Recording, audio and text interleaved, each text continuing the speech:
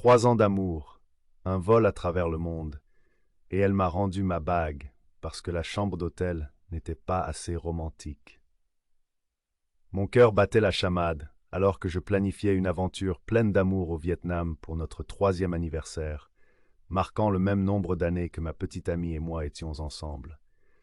Nous avons exploré les paysages exotiques pendant des semaines, arrivant finalement au Cambodge. Ses yeux brillaient à la vue d'Angkor Wat, un rêve de sa liste de souhaits prenant vie. Épuisés après une journée de randonnée, nous nous sommes retirés dans notre chambre d'hôtel.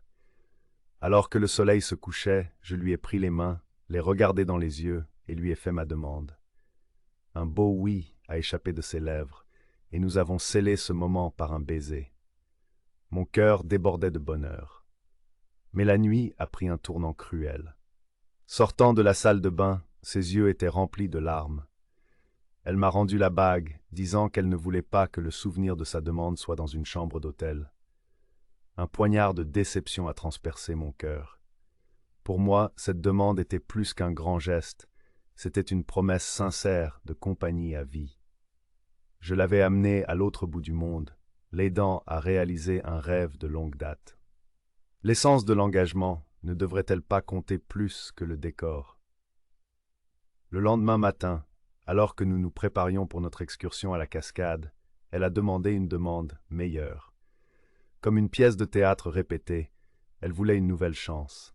Mais j'en avais assez. Voici le retournement. Elle devait me faire sa demande.